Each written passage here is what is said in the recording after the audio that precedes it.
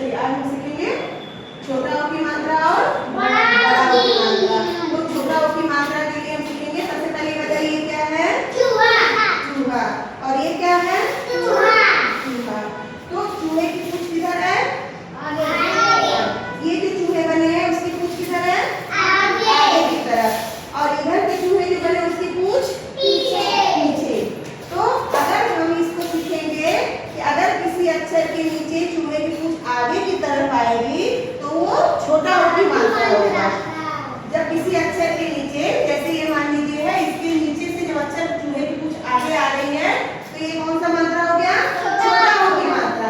और जब किसी अक्षर के नीचे चूहे की पूंछ सीधी जाएगी तो क्या हो जाएगा? बड़ा ओ की मात्रा।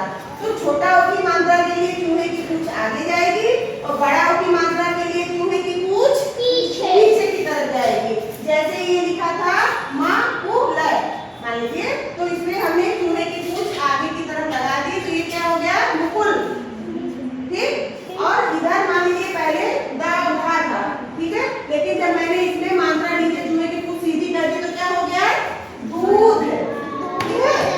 तो हम ऐसे सीखेंगे कि किसी अक्षर के नीचे जब हम आगे की तरफ खींचेंगे चूहे की पूंछ तो ये छोटा ओ की मात्रा हो जाएगा, और जब किसी अक्षर के नीचे जब हम चूहे की पूंछ सीधी ले जाएंगे तो वो बड़ा ओ की मात्रा हो जाएगा। अब बेटा चलिए आप छोटा ओ की मात्रा ढूंढिए कहाँ है? हाँ।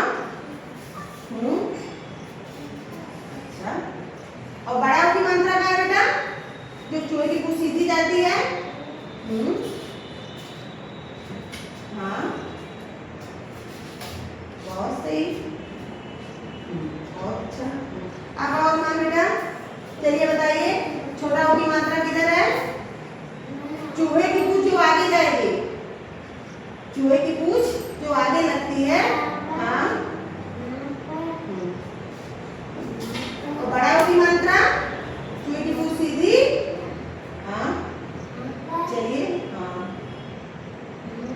तो हमने कैसे सीखा कि जब चूहे की पूंछ आगे की तरफ आ गया छोटा ओ की मात्रा, और जब चूहे की पूंछ